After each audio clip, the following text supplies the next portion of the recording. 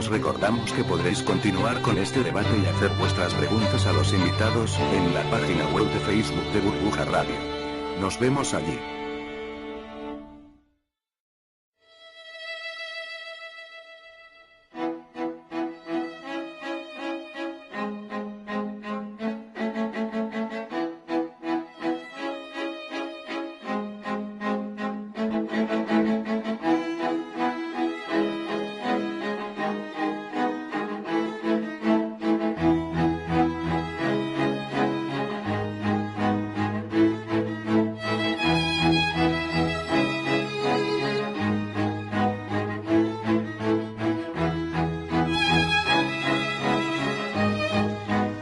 Buenos días, amigos y oyentes. Están ustedes escuchando Economía Directa. Una vez más a nuestro programa Economía Directa.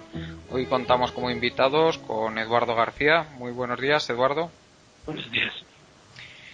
Eduardo, como sabéis, los que le seguís, pues es muy conocido en las redes sociales. Lleva anticipando todos estos problemas que estamos sufriendo ahora desde prácticamente el año 2006. Si no me equivoco, ¿no, Eduardo? Sí, Eduardo. Sí. Sí, no, digo que lleva anticipando todos estos problemas que están viniendo desde el año 2006. Sí, y bueno, se veía venir que nos iban a aumentar los diferenciales desde el principio, ¿no? Y bueno, el mercado cada vez creería menos que podíamos seguir en el euro, el mercado. Y por desgracia todo lo que venía diciendo pues se está cumpliendo, tal vez no con las fechas, pero desde luego el proceso está siendo prácticamente calcado a lo que viene anunciando desde entonces. Tenemos también a Pablo Baroja. Pablo siempre ha sido muy crítico con todo el tema de la expansión crediticia, lo has criticado desde siempre, ¿verdad, Pablo? Pues sí, desde el primer programa. Y también por desgracia no se están cumpliendo en absoluto las recetas que dabas para tratar de solucionar esto, sino que están haciendo todo lo contrario. En fin, y hoy tenemos un nuevo invitado, Antonio Espín. Antonio pues es muy conocido también en el ámbito de Internet. Antonio, cuéntanos un poco tus actividades dentro de lo que es la difusión de la información económica. ¿A qué te has dedicado fundamentalmente para los oyentes que no te conocen?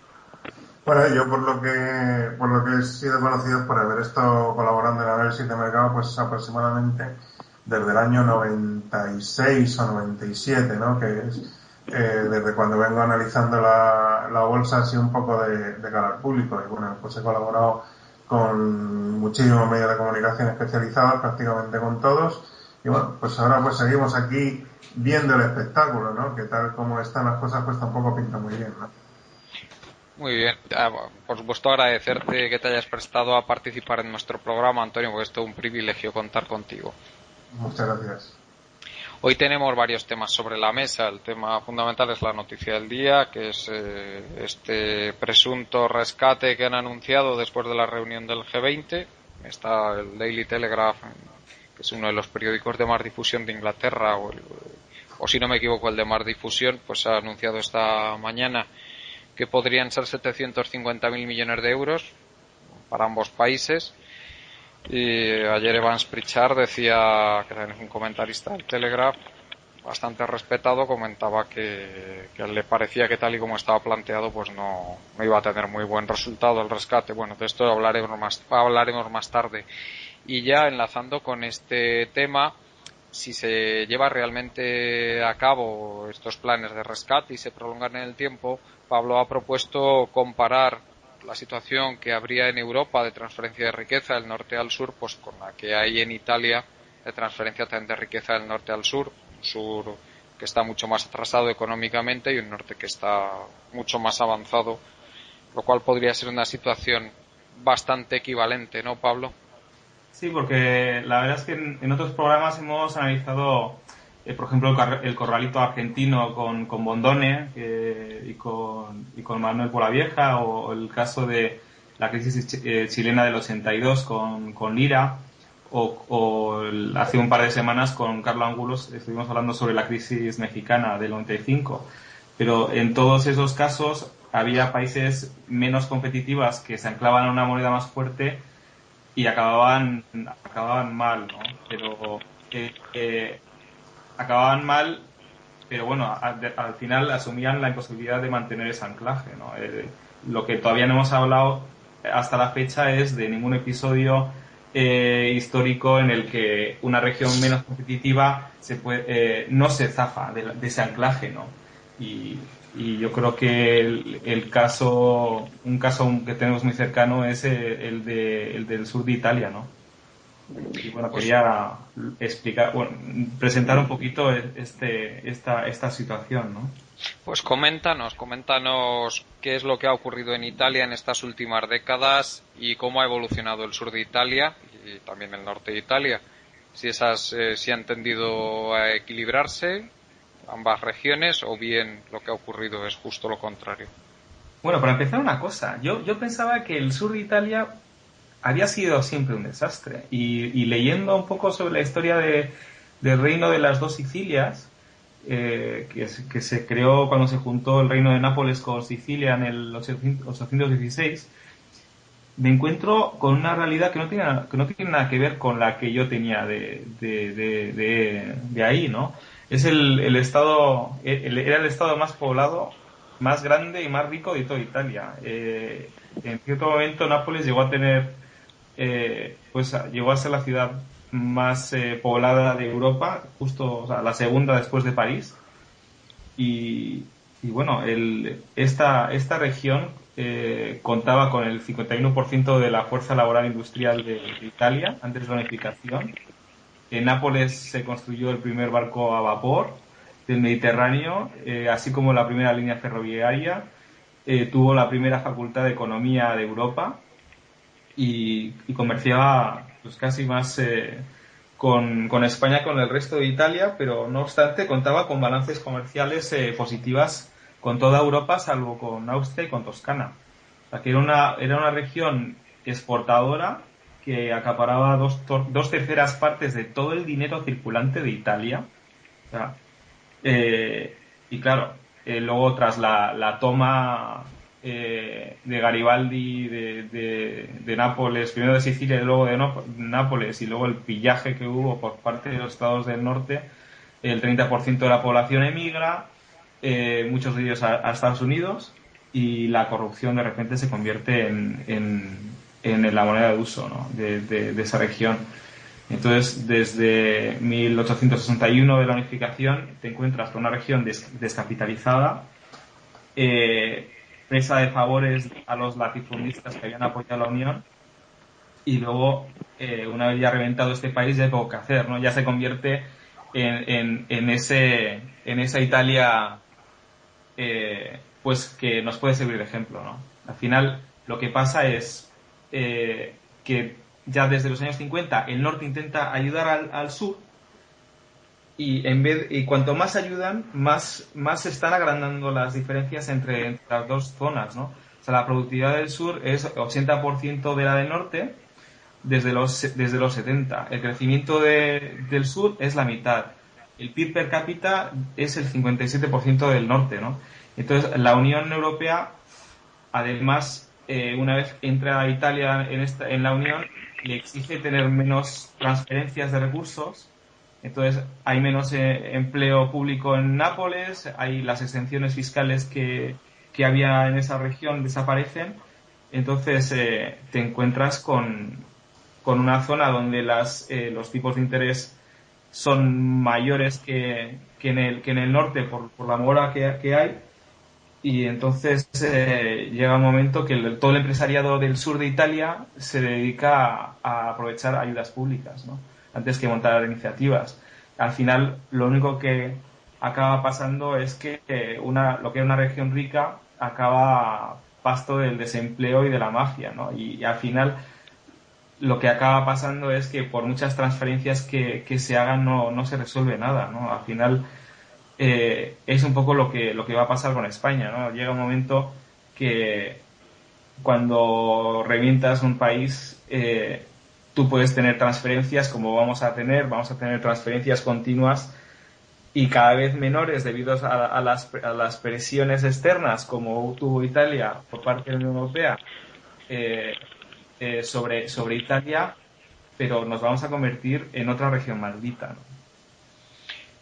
Eduardo, parece que el futuro que pinta Pablo no es muy esperanzador. ¿Está de acuerdo en que puede ser lo que nos pase? No, yo creo que es optimista, porque en el sur de Italia las transferencias que reciben son a fondo perdido. Y aquí con un rescate de cualquier tipo que se plantee siempre son préstamos a devolver. Entonces nuestra posición no sería tan buena como la del sur de Italia, entre comillas. O sea, porque entiendo. Sí. Tenemos que devolver lo que nos presten, no podemos devolver lo que ya debemos. Eso es uno de los grandes problemas de los rescates, ¿no? Que asumen la viabilidad del país con una carga de deuda mucho mayor. Por ejemplo, en Portugal, cuando entró en el rescate tenía una deuda sobre PIB pública del 90%, planean para el año que viene un 120% ya de deuda sobre PIB, y tampoco es que consigan una transformación radical del país. Con lo cual, tienen que venderle el cuento de que el país es más viable ahora con 30 puntos más de deuda que antes. Cosa que la gente obviamente no se lo cree. Y la estructura económica de los países, evidentemente, con los rescates no cambia, ¿no? Pues cambian el margen, hacen algunas pequeñas reformas, pero no para contrarrestar ese tsunami de deuda que incorporan, desde luego. Sí, Antonio, sobre este tema querías comentar algo. Bueno, yo en general no soy tan pesimista. Bueno, en relación a Italia, yo por lo poco que sé, pues ahí sí ha habido mucha influencia exterior, ¿eh? La Segunda Guerra Mundial impone ahí un cambio importante en relación a las oligarquías que hay funcionando hoy en día en el sur de Italia. Y no hay que olvidar que Italia es uno de los grandes frenos o triunfos por parte de la inteligencia norteamericana para detener el avance del comunismo, que al final en Italia durante toda la Guerra Fría no consiguió pasar el umbral para tener el poder allí, ¿no? Entonces, yo creo que muchos de los problemas que se producen en Europa son rescoldos todavía de la Guerra Fría. El caso de Italia yo creo que podría ser uno de ellos. Yo no digo que totalmente, pero sí en parte.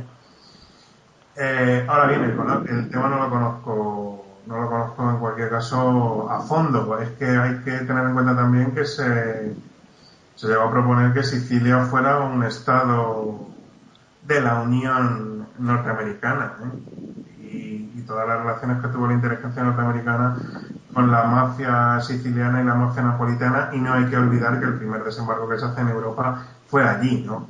Entonces, lo que quiero decir con esto es que hay también implicaciones de tipo geoestratégico que yo creo que pueden justificar a lo mejor el hecho de que esa zona esté un poco controlada por estas mafias y que se produzcan ahí el anidamiento de ciertas oligarquías, ¿no? Luego, en relación a las ayudas, pues es que ¿qué ejemplo tenemos de que las ayudas hayan servido para el desarrollo de una región? Es que yo creo que todas las políticas que se producen o que se dan para el desarrollo de una región son fracasadas. Estamos ahora viendo pues una retahíla de datos en relación a las ayudas para la reindustrialización, por ejemplo, de Asturias, y eso ha sido un fracaso absoluto. O sea, cuando se da un chorro de dinero ahí, pues al final acaba en manos de unos administradores dudosos, y lo que tenemos es el Museo del Cabrales, el paseo de no sé qué, y cosas de este estilo. Y hay que tener en cuenta que Asturias ha sido la tercera región más industrializada de España, y ahora ¿cómo está? Y con la reducción de las ayudas al carbón, pues aquello pues va a pasar a ser prácticamente un erial. Y en relación a Andalucía, pues parecido, ¿no? Entonces yo creo que la política de ayuda pues no genera nunca... Hombre, Antonio, si me permites un momentito, también tenemos ejemplos contrarios. Por ejemplo, el plan Marshall al final de la Segunda Guerra Mundial sí que consiguió que se enderezara una situación que 2 años después de terminar la guerra todavía parecía que no progresaba nada en determinados países como Alemania. Vamos, yo pongo contraejemplo. Yo aquí voy a hacer llevar un poco la contra esto. O sea, el aporte, o uno de los aportes más importantes para la recuperación alemana, al final fue un coronel del ejército británico que, viendo la fábrica de Volkswagen, dijo: bueno, necesitamos un coche, pues aquí tenemos el utillaje, tenemos la fábrica esta, vamos a fabricar el Volkswagen Cucaracha. Y al final el Cucaracha se convirtió en un tanto por ciento del PIB en Alemania brutal, y de hecho solamente ese coche llegó a significar un tanto por ciento de la economía alemana enorme. En el caso de Francia, yo, si no recuerdo mal, fue a partir del nacimiento de la Quinta República cuando se empieza a sentar una serie de políticas que es lo que hacen poner a Francia en la situación en la que está. Y eso es una serie de políticas internas. Es decir, el hecho de que Francia sea el exportador de corriente eléctrica y la potencia europea nuclear número 1, o el hecho de la existencia de una industria aeroespacial tan puntera como la tiene Francia, que es probablemente la más puntera de Europa, no se deben al Plan Marshall. Es decir, son políticas que se producen de estas naciones, ¿no? Sí, estoy de acuerdo contigo, Antonio. Desde luego, si una ayuda no va acompañada de que las políticas internas sean favorables a ese desarrollo económico, evidentemente nunca van a valer para nada, y ahí estamos totalmente de acuerdo. Pero te quiero decir, las ayudas que pueda haber habido en todos los planes de investigación sobre energía nuclear en Francia, o en la fábrica Marcel Dassault, o lo que estamos viendo en Volkswagen, oye, pues yo creo que al final, y de hecho, vamos a ver cuántas décadas llevamos con planes de ayuda a África, a Nicaragua, etcétera, etcétera, y eso es absolutamente desastroso. ¿Por qué? Porque al final esas ayudas en buena medida destruyen las economías locales. Entonces, si al final en manos de unos políticos cae una cantidad de dinero que lo que va a hacer es aumentar o realimentar su red clientelar, pues al final no llegamos a ningún sitio. Y muchas veces yo creo que la ausencia de todo eso, es decir, yo creo que lo que está pasando en España, y bueno, es una opinión, al final va a servir para desgrasar el sector público. Estamos hablando ya de una disminución del empleo público, está hablando de un 3% interanual, cosa impensable hace unos años. Hace que la gente no tolere cosas que toleraba, como coches oficiales, dispendios por parte de los políticos, etcétera, y al final yo creo que pone a la gente en una situación de un poquito tener una visión de lo que ocurre en realidad, ¿no? Yo creo que ahora mismo se toleran cosas que antes no se toleraban, y eso es muy bueno. Sí. Sí. Pablo, no sé si querrás añadir algo. Yo estoy de acuerdo con eso, porque con lo que estabas comentando, porque yo creo que el plan Marshall, si no llega a ser porque los alemanes empiezan a reorientar ese plan Marshall, sobre todo con la figura de Ludwig Erhard, que era el que se le considera el padre del milagro económico alemán, ¿no? Que en ese momento estaba en Berlín. Los americanos estaban completamente de acuerdo en imponer controles de precios, y en ese momento además hay una serie muy interesante, no me acuerdo si era de la BBC, que explica pues todo ese episodio de la historia, que se llama Towering Heights. No sé si hay una traducción al español, pero bueno, ves cómo realmente Berlín era una economía completamente disfuncional, y además pues es que se utilizaba los cigarrillos y el brandy como monedas de uso, ¿no? Y si no llega a ser por él, que liberaliza los precios y tal, y de ahí se toma ejemplo para el resto de Alemania, aquí no hubiera habido ni milagro alemán ni nada, ¿no? Si me permites, lo que está diciendo Pablo es que yo creo que es una cosa que en España se ignora. O sea, en España muchas veces se cree que Alemania y los países nórdicos son el paraíso de la socialdemocracia, y no es así. O sea, Alemania y lo que se está comentando, las políticas de libertad de precios y de no racionamiento que se hicieron después de la Segunda Guerra Mundial, era una cosa que para los británicos y los norteamericanos, que estaban todavía ensimismados por el keynesianismo de moda, pues les chirriaba. ¿Y qué es lo que ocurre con Alemania? Es que Alemania al final ha sido un país que ha sido el país más antiliberal del mundo, antes de la guerra con el gobierno nazi, a ser el país más liberal de Europa. Y ahí es donde está la diferencia. Al final Alemania es un país que desde un punto de vista económico es bastante liberal y país que lo lleva siendo desde finales de los 40. Y es algo que yo creo que la inmensa mayoría en España ignora. Cuando la orientación en aquella época por parte del gobierno español fue muy similar a la que pudiera haber en el Reino Unido o en los Estados Unidos. Es decir, el plan de estabilización da paso a una serie de políticas que son prácticamente calcadas a la política británica y a la política norteamericana de la época. Muy bien. Yo no sé si querréis comentar algo más de todo este tema. Eduardo o Pablo. Sí, eso de que las ayudas se vuelven crónicas sí es interesante. Y también se puede ver eso con Mariano Rajoy, que ha pasado de convertirse en gobernante reformista a gestor de rescates. O sea, es un señor que parece que su escenario para el resto del gobierno es estar en foros internacionales pidiendo dinero, básicamente. Poco patético. Supongo que si recibe algo, lo recibirán aquí como cuando vino Eisenhower, ¿no? Por la Castellana, en un descapotable, diciendo he traído o me han prestado 100.000 millones o 200.000. Supongo que eso es lo que él esperaba. Es que al final ahí está la clave, ¿no? O sea, queremos ser ese reino orgulloso de las dos Sicilias, ¿no? En el que había una industria interna y había una población y había un saldo externo y tal, o una Sicilia y una Nápoles como la que tenemos en estos momentos, que vive de las ayudas y que vive, o sea, y con una casta ahí latifundista que se dedica un poco a aprovechar su poder político ganado, ¿no? Después de tras traicionar un poco a la patria, ¿no? Que es lo que hicieron. Es una región, pues eso, ¿no? Lo de la casta hay que hablar en sentido amplio, porque la casta puede ser tanto el concejal X como el que está cobrando 426 euros. Claro. Sí, no. Además es que allí, por ejemplo, en esa región, pues más de la tercera parte de los ingresos vienen del sector público. O sea, al final es eso, ¿no? Tener una España que vive básicamente del sector público, de las transferencias de Europa,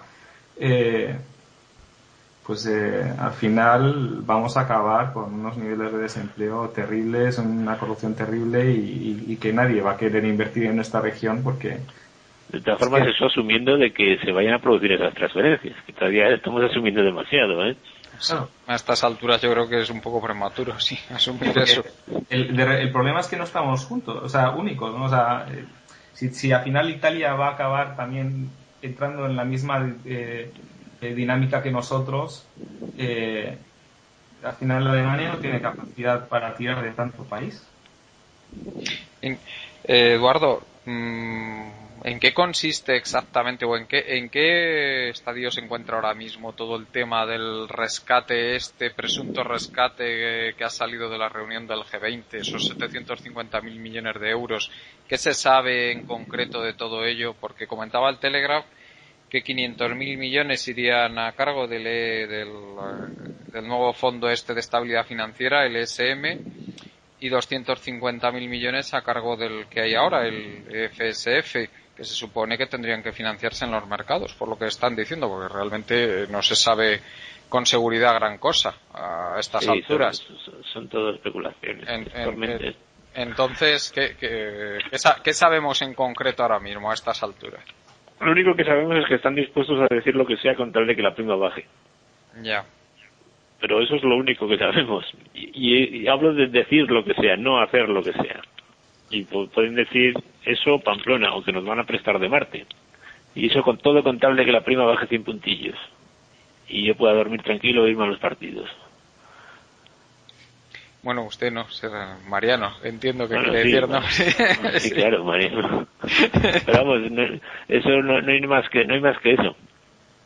No hay más que eso. De todas formas, todas estas especulaciones yo veo que van dejando de poco de lado al BCE, lo cual es un poco de cambio con respecto a las anteriores fases de rescate que ha habido en los últimos años. ¿Y eso por qué puede ser? Porque realmente Vance Pritchard decía ayer que el ESM y el FSF no tienen suficiente capacidad como para asumir esos 750.000 millones, que o entra el BCE o no hay nada que hacer. No sé si usted estará de acuerdo con eso. Ellos tienen, estos instrumentos nuevos tienen que primero conseguir el dinero y luego gastarlo. Eso por un problema, tiene ese el primer problema. El segundo problema es que son más transparentes que el BCE. El BCE puede comprar y no se enteran más que los que están delante de la pantalla, o incluso ni esos. Mientras que estos tienen que montar un aparato, poner de acuerdo a los países, emitir el dinero y luego llegar a un acuerdo con el país que recibe los fondos, poner unas condiciones, negociarlas y luego meter el dinero. Compárese eso con lo del BCE, que en 3 minutos está comprando deuda. El problema de si dejamos de lado el BCE, en realidad es negativo a corto o medio plazo. Es en cuanto se vea, es decir, el BCE lo que parece que está pasando es que se quiere quitar de medio, lógicamente, o los alemanes han conseguido que esa parte dejarle fuera de la discusión de los rescates. Y eso es muy negativo a corto o medio plazo. De hecho, precisamente, probablemente ahí está una de las cuestiones por lo que nuestra prima es tan alta. Ahora. Claro, porque hemos visto que a pesar de este anuncio, la prima de riesgo, bueno, el bono alemán ha subido su rentabilidad bastante esta mañana, creo que unos 15 puntos básicos, y el bono español pues la ha bajado 13 o 14 puntos básicos, pero que parecen movimientos bastante escasos, ¿no? Para semejante anuncio. Sí. Y bueno, pero vamos, anuncios hay uno cada media hora. Eso no... Sí. O sea, parece que las palabras parece que van perdiendo eficacia, ¿no? Conforme no se van traduciendo en hechos. Sí. Y Antonio, tú... Y de hecho, por eso se ve que este periodo de subida de prima es el más largo que hemos tenido hasta ahora, con diferencia. Sí. Y Antonio, ¿tú qué piensas de todo este anuncio que se ha hecho a raíz de la reunión de ayer? Hombre, a mí lo que me olía estos últimos 2 días es que estamos en una situación de una tensión muy alta. Entonces, yo creo que algo se va a intentar. Éxito no sé si se va a tener o no. Pues lo que está claro es que una prima de riesgo de un 5 o de un 4 es un 4% más de servicios de deuda.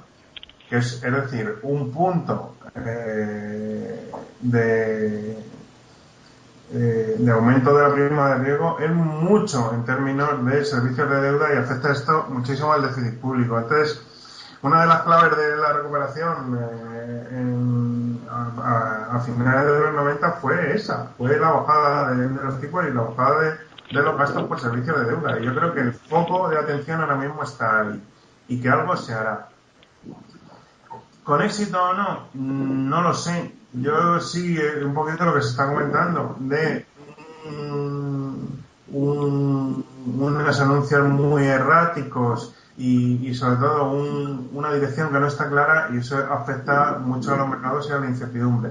Pero en mi opinión, algo se va a hacer en el rabioso corto plazo, porque la situación ahora mismo no es sostenible con estas primas de riesgo. Es que yo creo que no, estamos prácticamente al borde del colapso, y al final eso lo que ocurre también, y esto es una opinión, ¿hasta qué punto esto no es artificial y no está provocado? O sea, la negativa del BCE de la compra de deuda, yo lo que estoy pensando es que las instituciones europeas y Alemania están un poquito forzando esto para apretar las tuercas a España, Yo, es una opinión personal. Posibilidad de éxito, y el tema es que los flujos de capital se mueven por los movimientos en la percepción de riesgo, ¿no? Y en estos momentos, ¿sí me oís? Sí, te oímos. Ah, vale. El tema es que la percepción de riesgo de Alemania en estos momentos está creciendo mucho, y se está viendo que también Alemania está empezando, y los países más céntricos de Europa están empezando a sufrir esa percepción del resto de gente de fuera de Europa, de que empiezan a ser zonas también de riesgo, porque el peso de los periféricos pues cada vez empieza a ser pues más difícil de llevar, ¿no? Entonces, el problema es que como hay una fuga de capital de los periféricos hacia Alemania, en estos momentos estamos empezando a ver también que hay una fuga de capital de Alemania y de estos países hacia Estados Unidos, ¿no? Y yo creo que más que apretar las tuercas a España, yo creo que, como contaba Antonio, yo creo que lo que está pasando es que Alemania está intentando también pues evitar la posibilidad de que ellos vayan a ser los futuros drenados, ¿no? Como va a ser España, como va a ser Italia, luego Francia, y es que no hay nada que vaya a impedir, si esto sigue así, que la propia Alemania sufra unas salidas de capital tremendas, ¿no? No sé, yo es que el tema de los 750.000 millones, Pablo, pues, ¿qué quieres que te diga? Yo no veo que eso vaya a ser tan fácil de colocar si quieren hacer emisiones por esas cantidades. Sobre todo por la rentabilidad que va a generar esa inversión. O sea, que esos 750.000 millones de deuda, es que alguien se le pasa por la cabeza que o sea, el dinero que se va a meter dentro de la banca española o dentro de los administraciones públicas españolas va a tener un rendimiento positivo. Es que es lógico que la gente se preocupe y exija mayores niveles de tipos de interés. Es que esa rentabilidad de esos 750.000 millones, por supuesto que bueno, no sé, es que es un sinsentido absoluto, ¿no? Porque, Eduardo, vimos que el responsable del Fondo Soberano Chino, que es uno de los más grandes del mundo, recordemos que China tiene unas enormes disponibilidades de capital para invertir, que buena parte de ello lo tiene invertidos en bonos soberanos, tiene mucho en bonos americanos. Por ejemplo, pues no parecía muy dispuesto a invertir en emisiones del FSF o del ESM, por lo que dijeron hace poco, si no me equivoco. Sí, Eduardo. Creo que hemos perdido ahora a Eduardo. No, el que estoy perdiendo es yo a vosotros, y casi no os oigo. Vale. Me refería al tema de que el Fondo Soberano Chino que realmente haya dicho que no están muy dispuestos a entrar en emisiones del FSF o del ESM. Es que ¿Qué cuento es ese de que van a aparecer 600 o 700 mil millones para salvarnos? Vamos a ver, si tiene que emitir Italia el 20% de eso, son 150 mil millones. ¿Y lo va a poder emitir y a qué tipos? Que todos son cuentos y leyendas. Es decir, estos líderes europeos son como personajes de una obra de teatro de Tennessee Williams. Cuanto más miserable la realidad, más se refugian en sus ilusiones y sus fantasías. De que va a venir dinero de no sé dónde, de cientos de miles de millones que van a emitir quién. Si ha emitido unos pocos miles de millones y le cuesta bastante.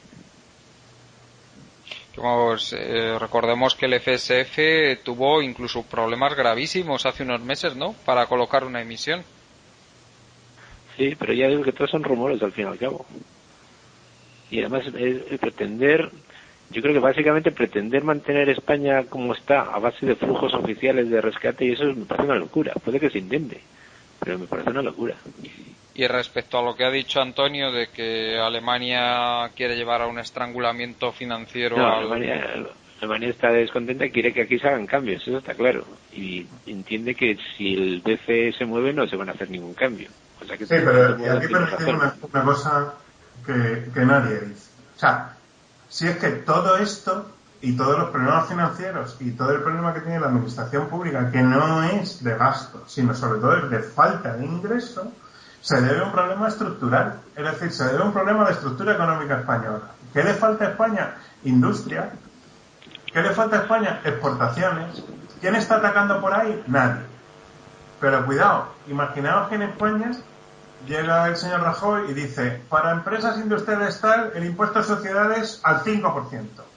Para empresas industriales tal, la seguridad social se la bajo 3 puntos, para tal, se le echarían los perros encima. Es decir, yo creo que Europa está en una especie de encrucijada en la cual Alemania y Francia sobre todo ha sido desde el punto de vista industrial todo para mí, y el resto no. La integración europea para la agricultura, la ganadería y la pesca española ha sido un desastre, y al final de todo esto está la economía real.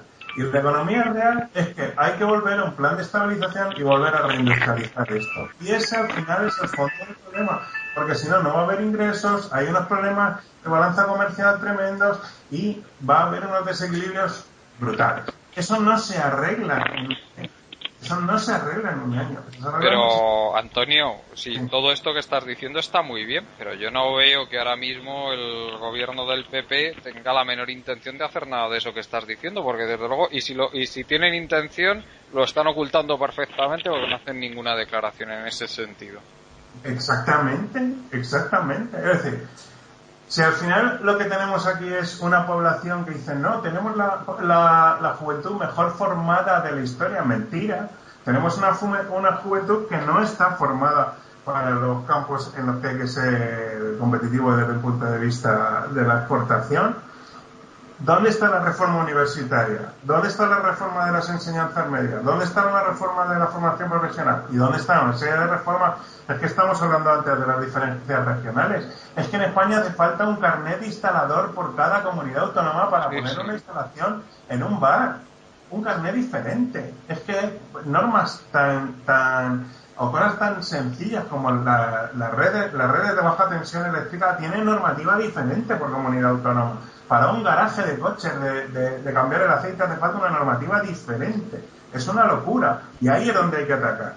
Y arreglar el problema a largo plazo. A corto plazo, claro que tenemos un problema que es prácticamente irresoluble. Y recordemos, Antonio, que las regulaciones que hay para lo que es realmente los sectores económicos que nos interesan, es decir, aquellos que podríamos exportar, industria, son terribles. O sea, es increíble la cantidad de regulaciones, de normativas que hay que superar para instalar una industria hoy día en España. Lo de los servicios es una broma comparado con lo que tiene que sufrir la industria. Efectivamente. Entonces, ¿qué es lo que ocurre? Aquí hace falta un renacimiento industrial, o por lo menos sentar las bases para ello.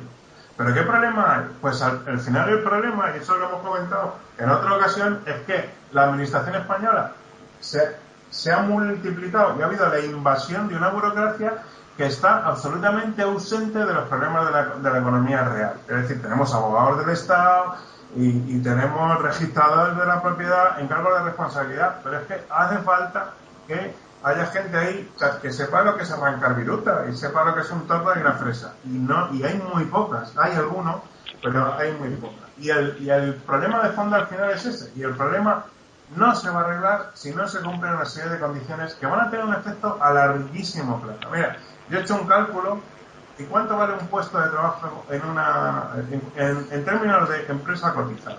Yo cojo empresas de alta tecnología y divido su capitalización por el número de empleados. Es decir, ¿cuánto cuesta en inversión un puesto de alta cualificación? Pues un puesto de alta cualificación, en esos términos de ratio, son 300.000 euros. 300.000 euros. Si uno suma la inversión que hace falta para empezar a reindustrializar esto y lo compara con las cifras que se están hablando de rescates, es ridículo. Es decir, es mucho más barato poner a la gente a trabajar que no lo hagan. ¿Me explico? Perfectamente, vamos. Y sin embargo parece que esto no lo entienden los políticos. Exacto. No, pero yo creo que estamos viviendo ahora un proceso de desindustrialización acelerado, similar al que se produjo en las primeras décadas del siglo XIX.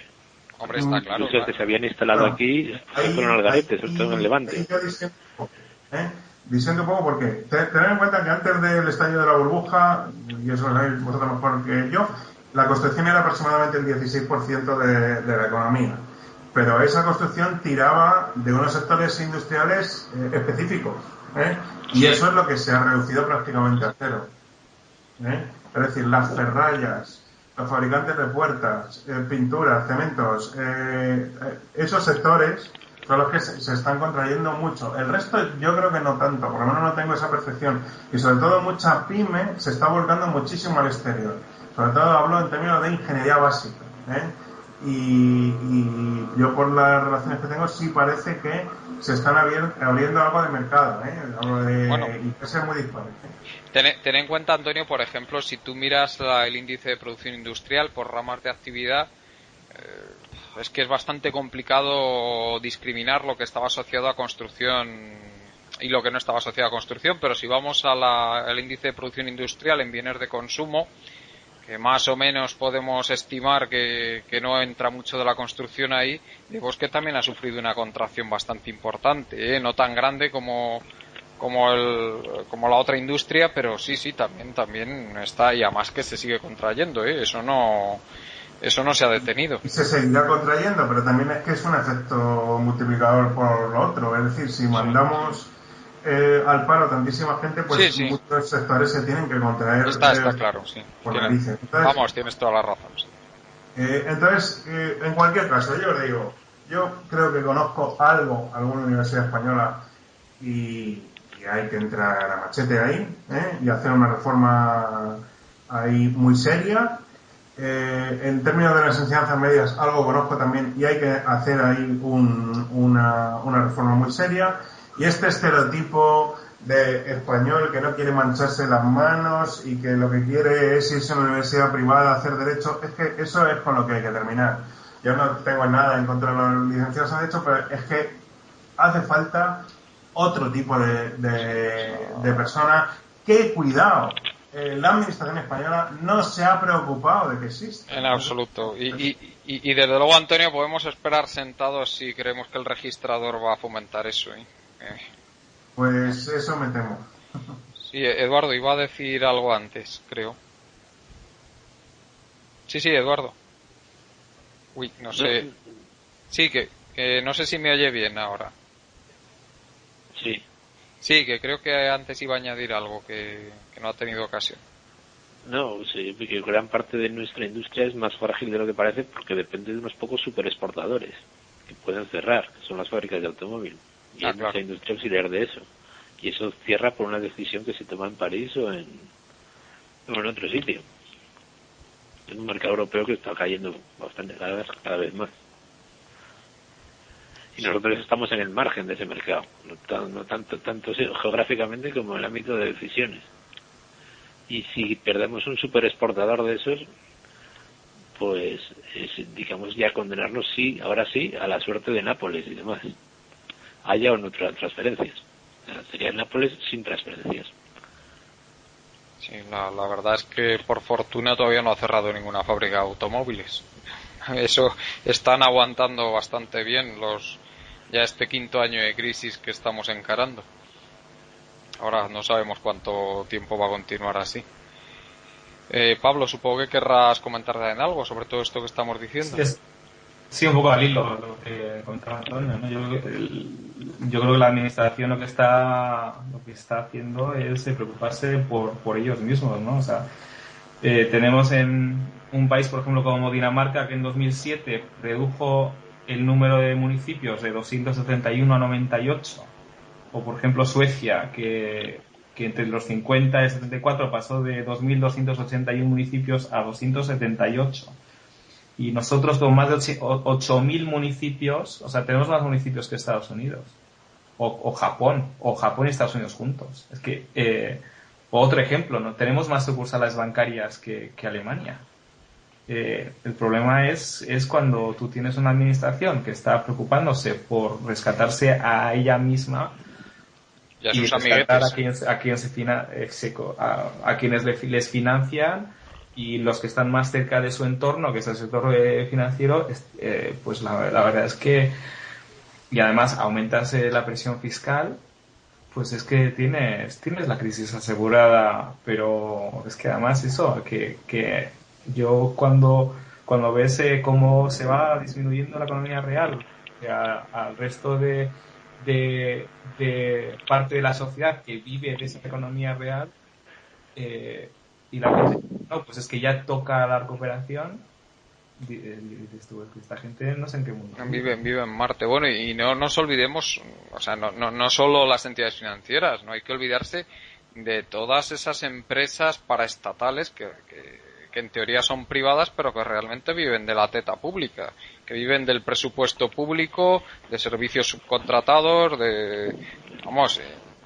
y todo eso, pues realmente están, como normalmente esas concesiones, aunque muchas de ellas en teoría se hacen de forma libre, en realidad son concesiones dadas a dedo, pues esas empresas no están viviendo en una situación de competencia y son muy poco eficientes y aportan muy poco valor añadido a la economía, valor añadido real, productividad real. Claro, y estas administraciones habrán hecho su bola mental y habrán dicho, pues seguro que con estas transferencias de Europa y tal, nosotros podemos seguir viviendo y además vamos a vivir muy bien, porque al final el coste de la vida en España, pues como va a bajar y yo tengo estas transferencias de Europa, soy el primero que recibo esto y me voy a poder comprar, pues te puede tener un poder adquisitivo tremendo, ¿no? Sí, y yo creo que lo que comenta Eduardo, de que al final muy posiblemente estas transferencias nunca se van a dar porque estamos en una depresión de carácter global y es algo que tenemos que recordar, ¿no? Que no está el mundo pensando vamos a rescatar a España, es que están todos fritos. A mí me gustaría dar, respecto a lo que decía antes, si quieres luego empezamos a tratar todo el tema de cómo la coyuntura internacional no es nada favorable a que se produzcan estas transferencias, es de estas empresas que viven de la teta del Estado. Por ejemplo, el otro día salió una noticia absolutamente escandalosa, que es el marido de la exministra Chacón, pues tiene una empresa que se dedica a publicidad y bueno, pues a este señor le han dado la concesión de la publicidad de loterías. El señor Mayor Oreja, por ejemplo, ya yéndonos al otro partido, al otro gran partido, pues tiene una gran empresa, Eulen, la empresa de servicios, pues está por todos lados en lo que son eventos públicos, cualquier tipo de tema en el que entre el presupuesto público, ahí se encuentra esta empresa, casualidad de casualidades. O sea, pues todo esto se repite a lo largo y ancho de la geografía y toda esta gente realmente aporta poquísimo a la economía española y lo que hacen es succionar la riqueza de esa economía productiva menguante que tenemos aquí en España. Y eso es un auténtico lastre que tenemos de estos políticos que se están preocupando más que nada, por lo que comentabais antes, de mantenerse a sí mismos y a todas sus redes, más que otra cosa. Yo no me canso de comentar esto porque hay muchísima gente que no es consciente de esto que está ocurriendo. En fin. No, pero mucha gente es consciente y mucha gente participa de eso. Mucha sí, gente, también, si claro. quieres cerrar una universidad en una provincia, te declaran enemigo de la región, enemigo del pueblo. O si dices que no va a haber AVE a este sitio, pues eres un enemigo de Galicia. Y la gente sale y aplaude. Que es como cuando sube el equipo a primera, somos de primera. Es decir, es esa mentalidad aldeana de que hay de lo mío. Y si quieres cerrar un municipio, bueno, eso ya iba a ser el motín de riego. Sí, así es. Y sobre eso ha construido la casta su legitimidad. Sí, Eduardo, sobre el tema que comentaba antes Pablo, ya pasando a coyuntura internacional, ¿usted cree que es así? Que ahora mismo, tal y como se está desarrollando esta crisis, pues no es nada favorable a que haya este tipo de transferencias. No, porque además la economía internacional se está ralentizando en todas las zonas. De hecho, este rally que estamos teniendo en bolsa y en Estados Unidos y en Europa se debe un poco a que la esperanza de que la Reserva Federal reaccione ante el debilitamiento de la economía inyectando más dinero. Pero la gente se siente menos generosa cuando es más pobre. Eso vale tanto para Estados Unidos como para Alemania. Y alguien dijo que el euro tendría su gran prueba de fuego cuando Alemania estuviera en una recesión y a la vez tuviera que hacer transferencias a países del Mediterráneo para evitar una catástrofe. Entonces sí que se probaría la solidez del euro.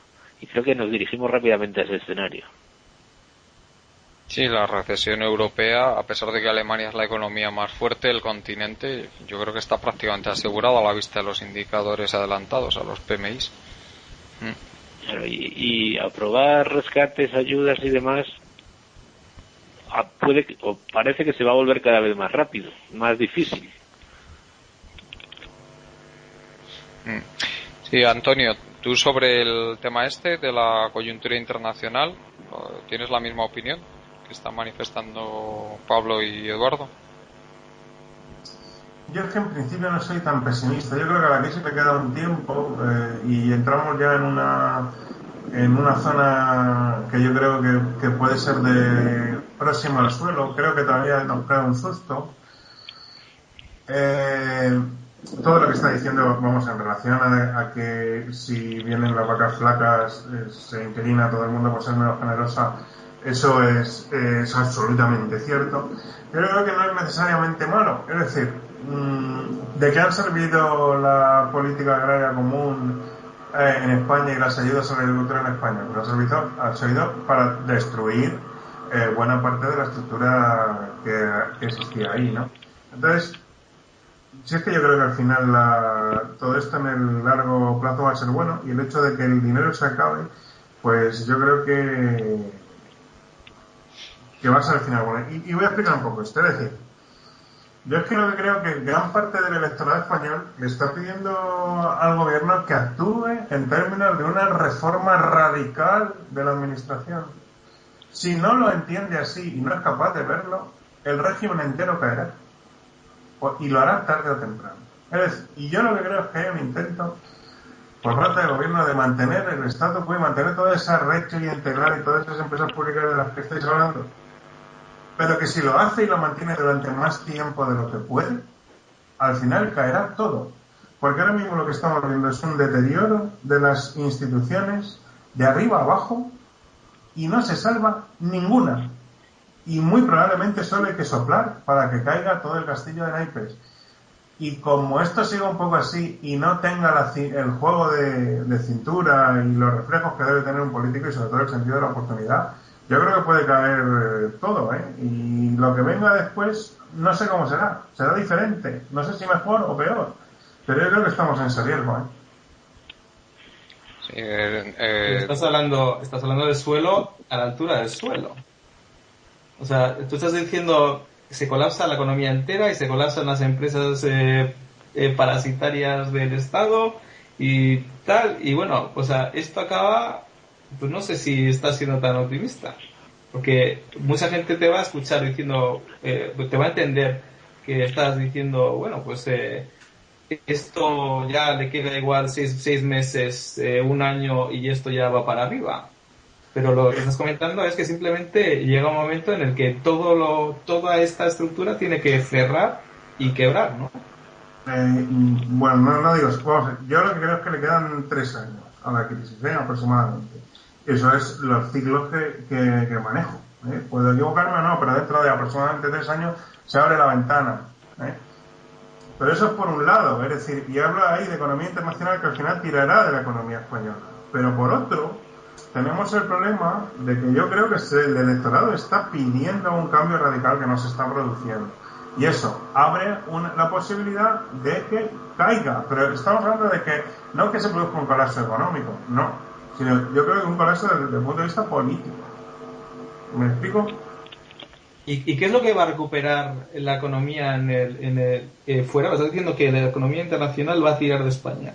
¿Y qué es lo que va a hacer que se vaya a recuperar la economía internacional? No lo sé, solo hablo yo lo único que justifica el pensamiento que tengo y del cual estoy convencido son ciclos. Es una cuestión de ciclo económico y de tiempo. Que ya toca.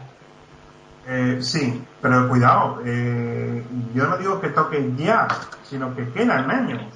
Es decir, yo creo que queda todavía un buen susto, cuidado, un susto comparable al de 2007, que no es broma. O sea, queda un susto y después ya que esto se estabilice y a partir de ahí a mejor. ¿No? ¿Te digo yo cuál es el susto?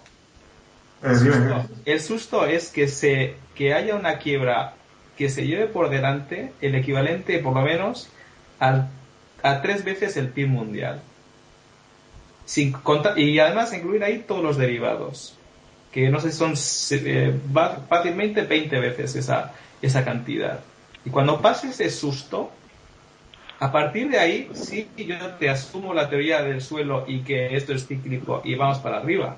El problema es que el nivel de deuda del mundo entero es tan grande que hasta que no se resuelva ese problema, que es fundamentalmente un problema de deuda global, hasta que esa deuda no se limpie, no hay recuperación. Sí, estoy de acuerdo. Sí. ¿Cómo se limpiará? No tengo ni idea. Yo no sé si al final yo creo que lo que decía Alan Greenspan, ¿no? La Fed no puede quebrar porque tiene una máquina de imprimir. Y algo de eso yo creo que puede hacer. Sí, Eduardo, ya vamos llegando al tiempo que teníamos previsto. Si quiere usted añadir algo más sobre esto que están comentando, Antonio y Pablo. Sí, bueno, sobre qué posición del ciclo estamos, yo creo que hay que tener en cuenta que estos últimos años, incluso después del 2008, la economía mundial se ha apoyado en países que estaban en situaciones bastante insostenibles y que estaban creciendo muy rápido, como China o Latinoamérica, y que estaban creciendo en factores que claramente se iban a agotar, como ya se están agotando. Y cuando esos factores se agotan, como digo, si China tiene una crisis en la construcción, como aquí vemos, o en América o en Irlanda, no es un problema que se arregle en un año o dos, y sobre todo viniendo de donde viene, que a su vez eso genera crisis bancarias y demás. Eso, si vemos un contagio rápidamente de las materias primas, se pasa a otras regiones, es decir, la fase de que venimos no es que fuera mala, es que era demasiado buena incluso, aunque en España no se aprovechó, pero bueno, estos últimos 4 o 5 años. Entonces, podemos caer bastante más de lo que la gente piensa, si esos ciclos se sincronizan en el mundo desarrollado y en los emergentes. Sí, bueno, de hecho el contagio a las materias primas yo creo que ya lo estamos empezando a ver, ¿no? El petróleo pues está ya prácticamente $25 por debajo de lo que estuvo durante estos últimos meses. Y luego tenemos países que eran súper importadores, están en una fase del ciclo donde no daban abasto a importar, que ya están, tipo Brasil, tipo Argentina, tipo Rusia, que se están desacelerando mucho. Y eso todavía no se ha visto en las cifras de comercio. Y las cifras de comercio la verdad es que pero ya no están creciendo como estaban creciendo estos 2 años de atrás, No, ya, pero digo que todavía no se ha visto el final de eso. Ya entiendo. Si quieres, Antonio, para ir terminando, si quieres añadir algo más. Bueno, yo la verdad poco puedo añadir a lo que se ha comentado. Para mí la clave, y es lo que he comentado antes, es que tenemos que ver un poquito en España la luz al final del túnel en términos de políticas que al final dejar respirar la economía real y seguir con que continúe la conducción del sector público. Estamos en una contracción cerca del 3%. Pues eso se debería mantener y deberíamos ir a un tamaño del sector público más razonable. Y bueno, pues seguimos con todo este tema de unas políticas muy erráticas, y es que llevamos, yo creo que demasiado tiempo con la impresión por parte la impresión que nos da tanto el gobierno español como las instituciones europeas de una falta de determinación, una falta de liderazgo y una falta de dirección, que al final yo creo que eso está erosionando muchísimo en los mercados. Y hace falta realmente un plan creíble y una dirección, y que la gente pueda o se permita confiar. Que es que ahora mismo yo creo que la confianza del inversor y del consumidor, si es que es imposible que tenga confianza con el flujo de noticias que estamos teniendo, ¿verdad? Sí, Pablo, para terminar. Sí, yo creo que lo que está pasando, y lo estamos viendo con Estados Unidos, es que amenazan con un quantitative easing, que sería el tercero, pero no lo ponen en marcha. Y yo creo que están también, como comentaba Eduardo, en Europa un poco asumiendo también esa manera de hacer las cosas, ¿no? De vamos a hablar de rescates, pero no vamos a rescatar. Porque claro, si actúas y se han dado cuenta, al final lo único que se hace es todavía acelerar más el proceso de destrucción de la economía real, ¿no? Entonces, yo poca solución veo a esto, aparte de que la gente entienda que esto es una depresión deflacionaria y que asuman un poco esa posición a la hora de analizar un poco cómo cuidan de su dinero, ¿no? Pero bueno, yo ese suelo, teniendo en cuenta quienes nos gobiernan, yo esos 3 años lo intentaría posponer mentalmente bastante más, ¿no? Porque esto sí que no ha hecho más que empezar. Muy bien, pues como siempre agradecerte, Pablo, el que hayas estado aquí en nuestro programa. Un placer. Agradecerte también a ti, Antonio, que hayas estado aquí con nosotros. Me gustaría que antes de terminar dieras alguna dirección web donde puedan seguirte los oyentes. Bueno, a mí me pueden seguir por Twitter, spin-antonio, y ahí pues pongo algún comentario de vez en cuando, ¿no? Muy bien, pues muchas gracias, Antonio. Gracias a vosotros. Y muchas gracias, como siempre, Eduardo. Gracias. Y muchas gracias, por supuesto, a todos los oyentes de Colectivo Burbuja que nos siguen a diario. Os recuerdo que podéis continuar en www.colectivoburbuja.org y en nuestros grupos de Facebook. Hasta pronto.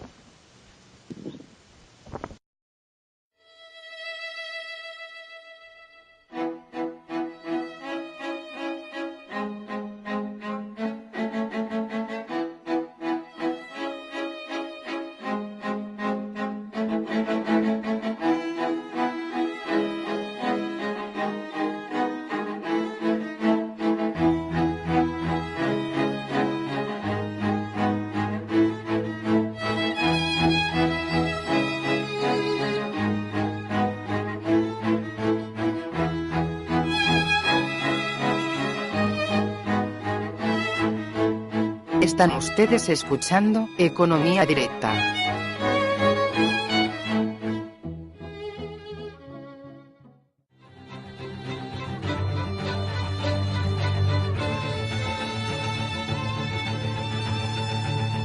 Os recordamos que podréis continuar con este debate y hacer vuestras preguntas a los invitados en la página web de Facebook de Burbuja Radio. Nos vemos allí.